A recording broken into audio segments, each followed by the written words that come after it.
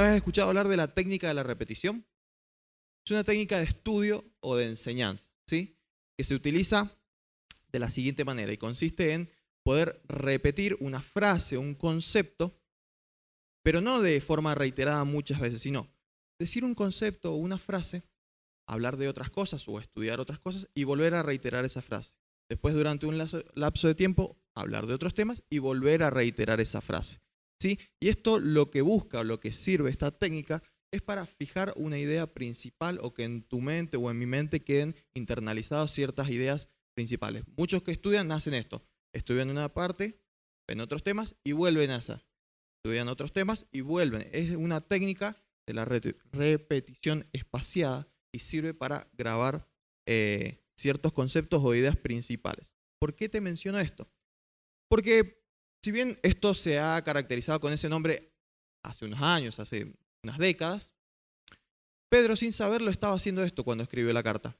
Porque si vos te pones a ver, fíjate que él cada tanto va repitiendo ciertos temas que ya trató en el capítulo 1 y los vuelve a tocar, ciertos temas que ya trató en el capítulo 2 y los vuelve a tratar, ciertos temas que ya trató en el capítulo 3 y los vuelve. Él les va instruyendo nuevas cosas, pero vuelve a reafirmar siempre lo mismo, que es lo que estamos viendo y vas a ver ahí en el PowerPoint, que es lo que en la serie de hoy. ¿Vamos, Alex? Bien. Firmes en esta gracia. Eso es lo que Pedro ha ido recalcando en cada uno, ya vamos por el capítulo 4, en cada uno de los versículos. Y que cada dificultad, no te me adelantes, estás ansioso, Alex. Y que cada dificultad, es una broma, y que cada dificultad es parte de la bondad de Dios. Pedro viene recalcando constantemente esto, que hay sufrimientos, que hay luchas, que hay malos momentos, pero que esto, a pesar de esto, debe haber alegría, firmeza en nuestro corazón. Por eso es que yo creo que Pedro, sin saberlo, quizás seguramente intencionalmente, él cada tantas instrucciones que le da, volvía a repetir. Pero cuando pasen por sufrimiento, no se desalienten, no se desanimen, sino alégrense, y lo vuelve a repetir y lo vuelve a repetir. Puntualmente hoy vamos a ver 1 de Pedro 4, 12 al 19. Acompáñame ahí desde la pantalla, lo vas a poder ver. Y vas a ver que seguramente muchos versículos te suenen quizás conocidos o parecidos a algo que ya dijo Pedro. Y dice, queridos amigos, no se sorprendan de las pruebas de fuego por las que están atravesando, como si algo extraño les sucediera. En cambio, alégrense mucho porque estas pruebas los hacen ser partícipes con Cristo de su sufrimiento, para que tengan la inmensa alegría de ver su gloria cuando sea revelado a todo el mundo. Si los insultan porque llevan el nombre de Cristo, serán bendecidos, porque el glorioso Espíritu de Dios reposa sobre ustedes. Sin embargo, si sufren, que no sea por matar, robar, causar problemas o entrometerse en asuntos ajenos. Versículo 16. En cambio, no es nada vergonzoso sufrir por ser cristianos. Alaben a Dios por el privilegio de que los llamen por el nombre de Cristo. Pues ha llegado el tiempo del juicio y debe comenzar por la causa de Dios. Y si el juicio comienza con nosotros, qué terrible destino les espera a los que nunca obedecieron la buena noticia de Dios. Versículo 18. Además, si los justos a duras penas se salvan, ¿qué será de los pecadores que viven sin Dios? Y el versículo 19 termina Pedro, de modo que si sufren de la manera que agrada a Dios, sigan haciendo lo correcto y confíenle su vida a Dios, quien los creó, pues Él nunca les fallará. Me encanta cómo termina esta parte Pedro, pero la vamos a ver sobre el final del mensaje. En los primeros dos versículos pudimos ver que Pedro menciona, no sé si te acordás, algo sobre las pruebas de fuego, ¿sí? Y él ya había estado hablando de esto en el primer capítulo. Me acuerdo, creo que fue por el mes de julio, agosto, que me tocó justo ese mensaje. Y yo te comentaba que Pedro hacía una similitud entre la fe, que va a ser pasada por el fuego, que son las pruebas, y que ese fuego va a poder mostrar de qué está hecha tu fe y mi fe, si está firme, si está bien basada y bien fundamentada.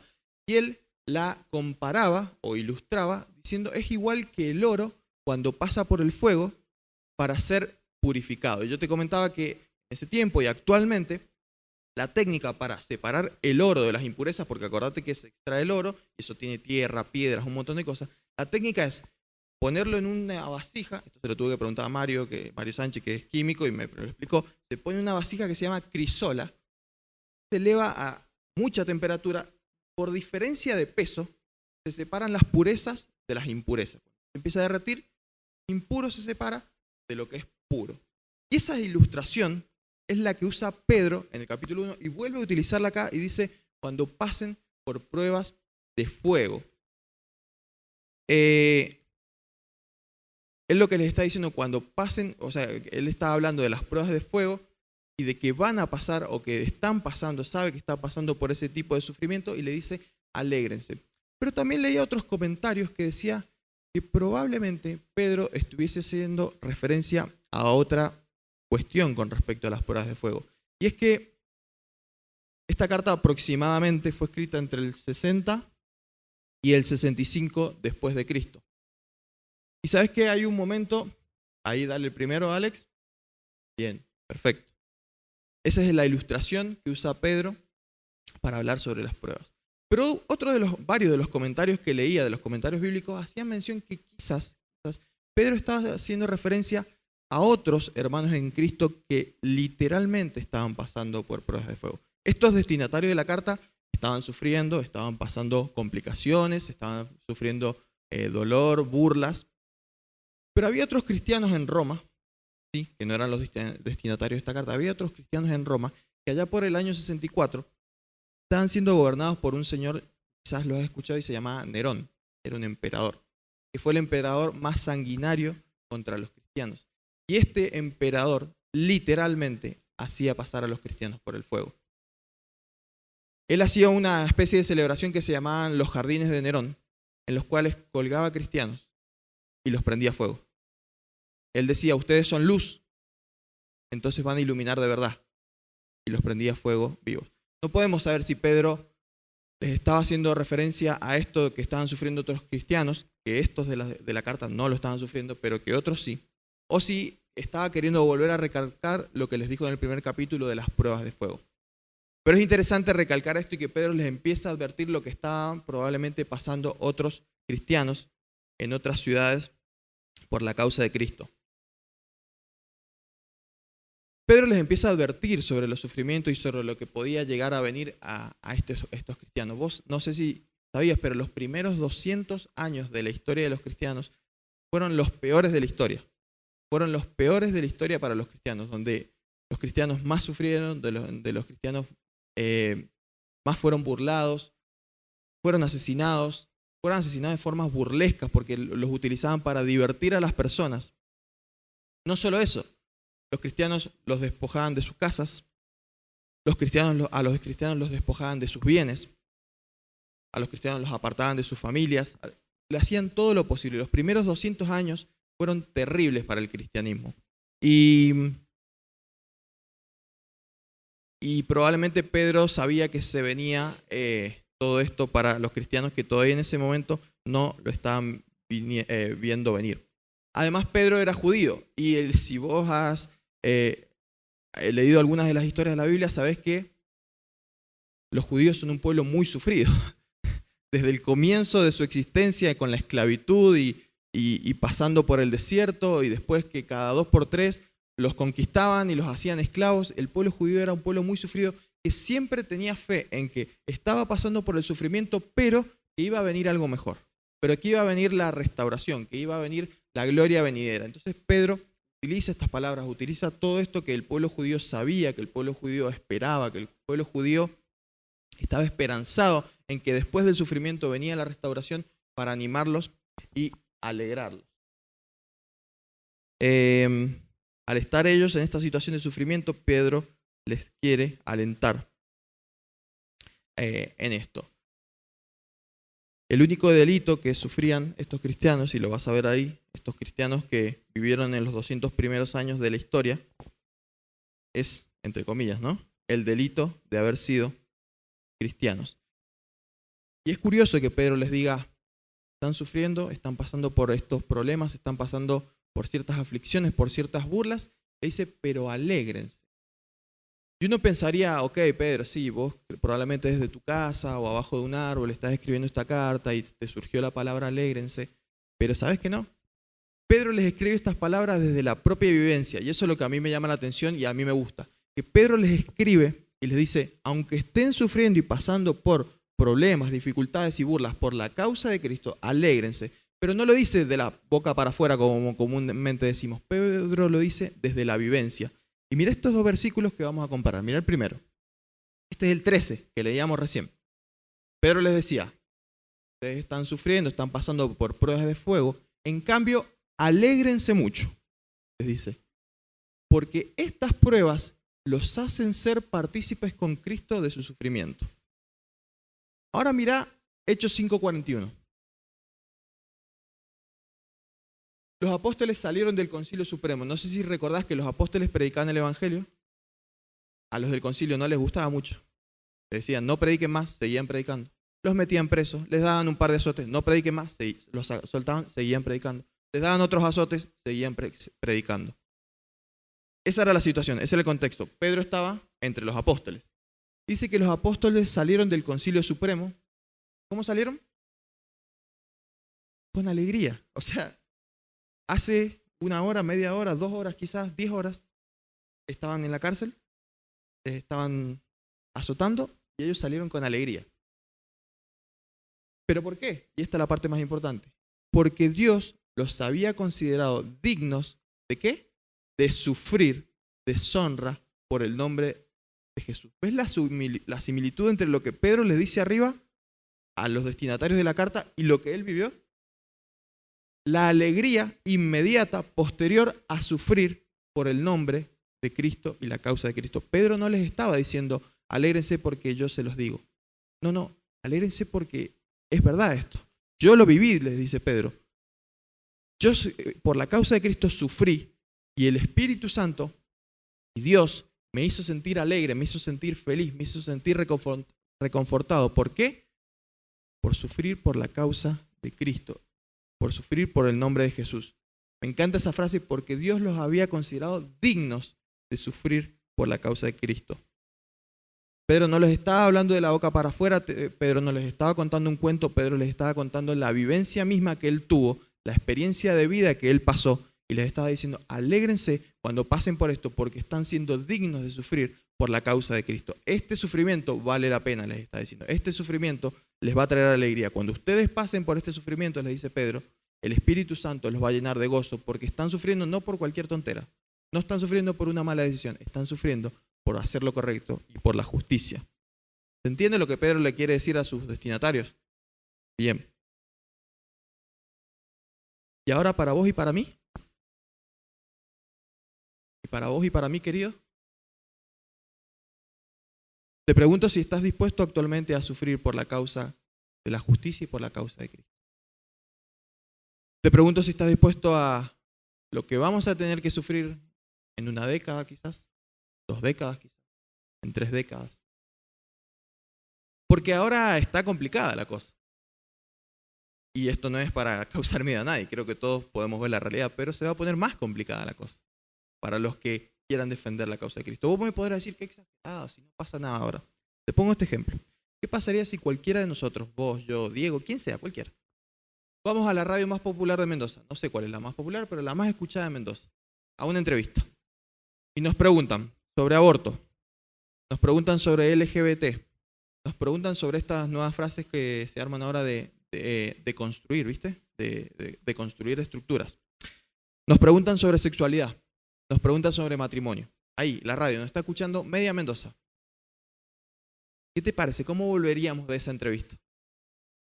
Yo pensaba volveríamos llenos de dedos en la cara. No literales, pero sí de críticas, de burlas, de encrucijadas, de chicanas.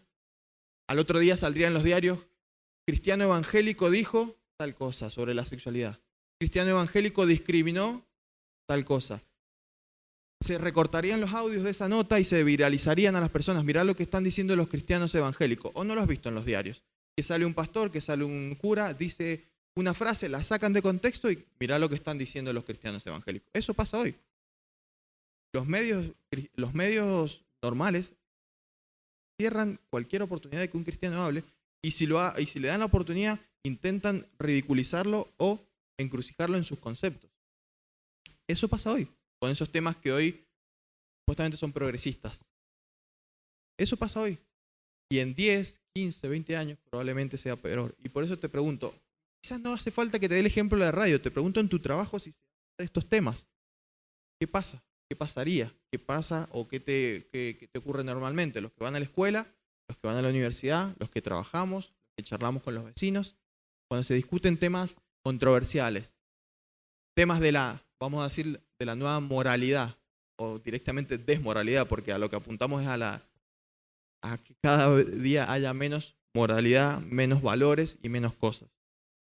Amoralidad, perdón. Gracias, Damaris. Gracias por corregir. ¿Qué pasaría, querido? ¿Qué pasa si hoy en día nos plantamos firmes ante estas cosas? Seguramente lo mismo que le pasaba a esos cristianos. Sufrimiento, burlas, discriminación.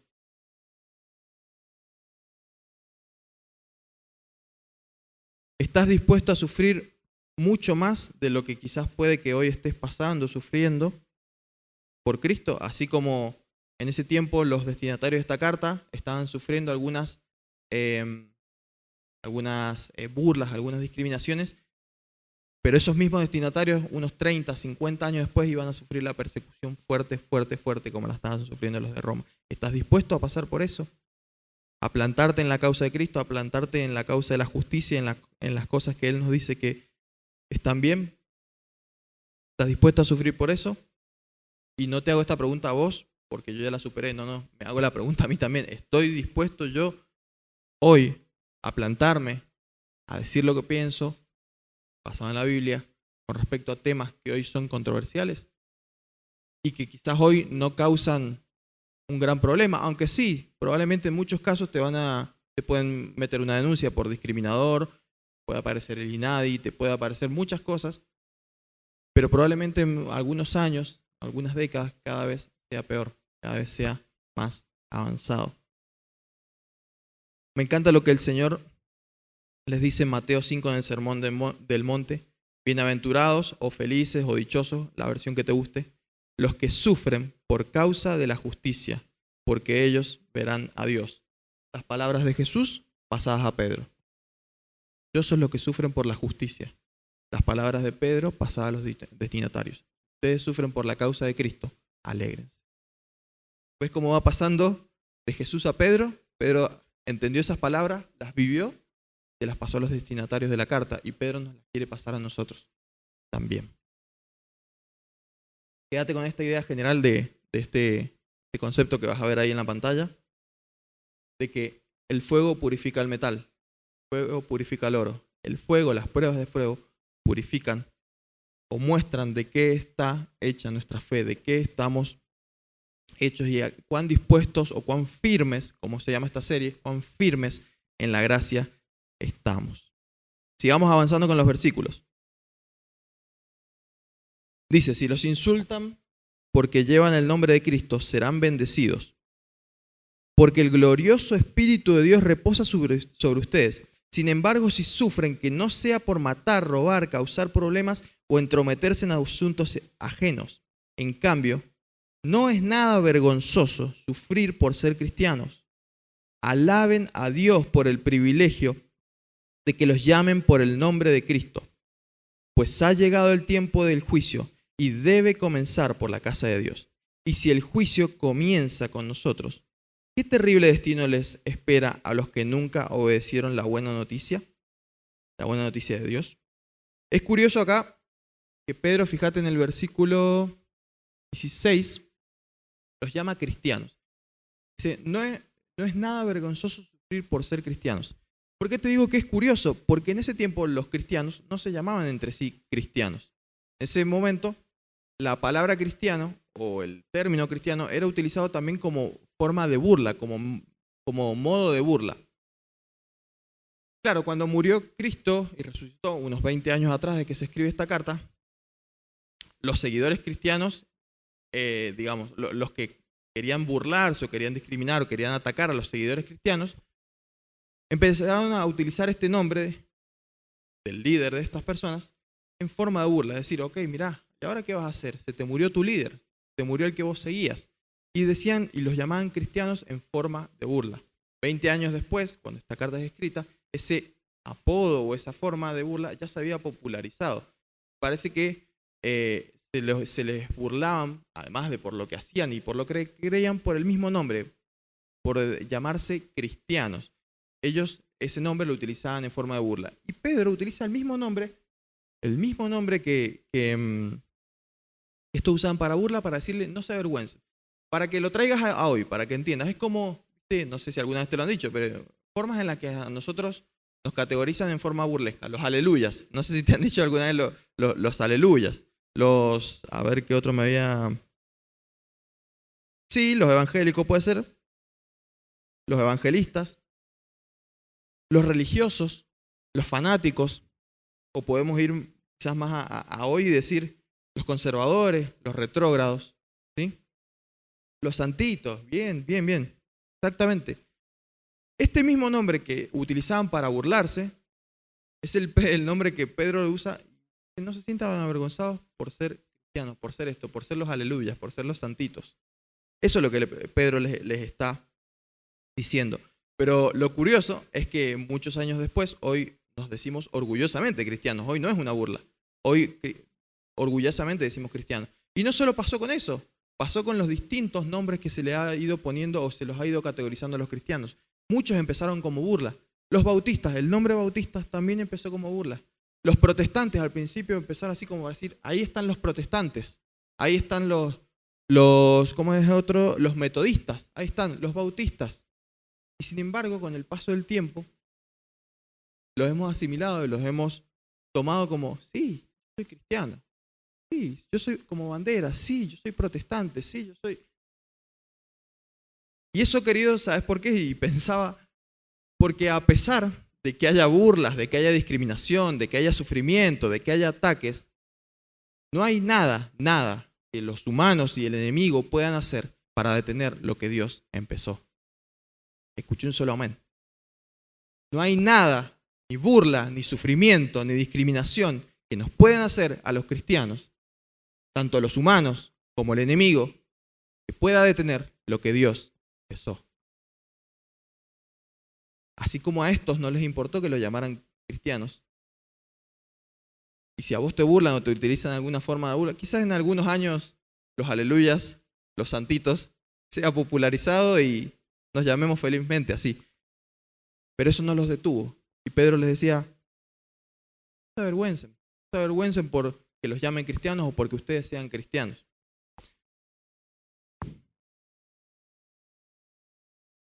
Querido, la iglesia, los cristianos, nosotros, vos, yo, la iglesia, el reino de Dios, no se va a detener, no se va a frenar, no va a haber burla, no va a haber sufrimiento que lo detenga. Si a los primeros cristianos ver a sus hermanos prendidos fuegos en un palo no los detuvo, a nosotros esto no nos va a detener. Si a los primeros cristianos la persecución y perder sus bienes no los detuvo, lo que pase ahora o lo que pase en adelante, a nosotros tampoco nos tiene que detener. Si la fe no se apagó en ese tiempo, la fe no se va a apagar ahora. ¿Te parece que sí? Si la fe no se apagó en ese tiempo, fe tampoco se va a apagar ahora. Tu fe, mi fe, no se va a apagar a pesar de los sufrimientos. Y lo creo de verdad, no lo digo como una frase, creo de verdad. Si la fe en esos tiempos durísimos para los primeros cristianos no se apagó, la fe, con lo que se venga y con lo que pasa actualmente, no se va a apagar. Dice Pedro, cuando los insulten, cuando los aparten, cuando los golpeen, cuando sufran por ser cristianos, dice que seremos bendecidos, lo leíamos recién. Que el Espíritu Santo que reposa sobre ustedes, decía Pedro, los va a bendecir, los va a hacer sentir reconfortados, los va a hacer sentir alegres.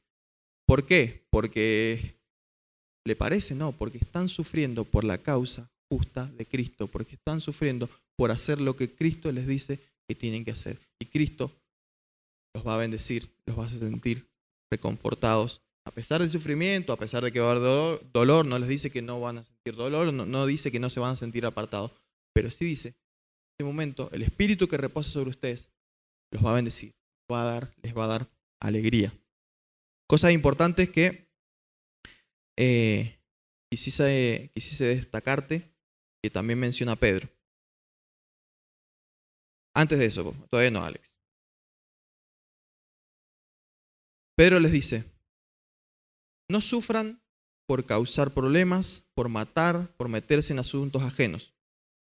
No sufran por estas causas. Pero fíjate que no les está hablando del sufrimiento por los errores, no les está hablando del sufrimiento por acciones que cada uno está tomando. Pedro les dice, el sufrimiento que ustedes tienen y el sufrimiento que va a hacer que se sientan bendecidos o que se puedan sentir alegres es el sufrimiento por la causa de Cristo.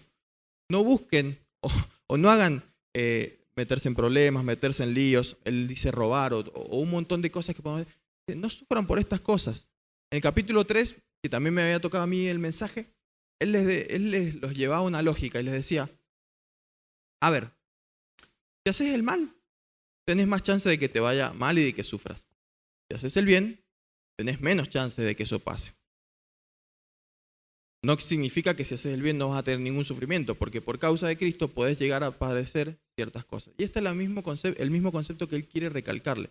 No sufran por estas causas, no hagan estas cosas, no busquen el sufrimiento. Estas cosas los van a llevar al sufrimiento. Si hay un sufrimiento que ustedes tienen que llegar a pasar, que sea por la causa justa de Cristo, que sea por seguirlo a Él, que sea por hacer lo correcto.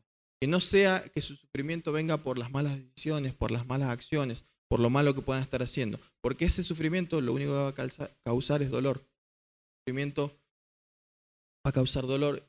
No se van a poder sentir alegres frente a eso. En cambio, si el sufrimiento es por la causa de Cristo, por hacer lo correcto y por seguir su camino, ese sufrimiento, el Espíritu Santo que reposa sobre ustedes, puede transformarlo, como cantábamos recién, llanto, en lamento, en gozo y en gloria venidera, como también dice Pedro. Y te ponía ahí abajo, ahora sí, Alex, como idea principal también, como te decía recién, para que te lleves, no es vergonzoso, querido, no te avergüences y no me avergüence yo nunca ser cristiano, no te avergüences nunca de llevar el nombre de Cristo, no te avergüences nunca de tus convicciones, de lo que crees, de lo que está en la palabra, de lo que vos entendés y interpretás de la palabra, ¿sí? Que no te avergüences por lo que pensás, por lo que decís, siempre que estés basado obviamente en la palabra. Te van a querer avergonzar, nos van a querer burlar, nos van a querer hacer sufrir. Sin embargo, Pedro nos dice, no nos avergoncemos por esto, no nos avergoncemos por estas cosas, perdón. Termina así Pedro diciendo el versículo 19, me pareció una forma perfecta como termina este capítulo, este segmento de la carta. De modo que si sufren de la manera que agrada a Dios, fíjate de nuevo, no está hablando de cualquier sufrimiento, está hablando del sufrimiento por Cristo. Si sufren de la manera que agrada a Dios, sigan haciendo lo correcto, firmes en esta gracia, sigan haciendo lo correcto. Y confíenle su vida a Dios, quien los creó, pues Él nunca les fallará. ¿Te parece que leamos juntos la parte final? Pero con fe. Pero no porque te lo digo yo, porque lo dice la palabra. Desde confíenle. ¿Querés que lo leamos juntos? Los que están en la Meet también, en el Zoom también. Leámoslo juntos. Confíenle su vida a Dios, quien los creó, pues Él nunca les fallará. Pues Él nunca te fallará. Nunca te va a fallar. ¿Lo crees? Oramos.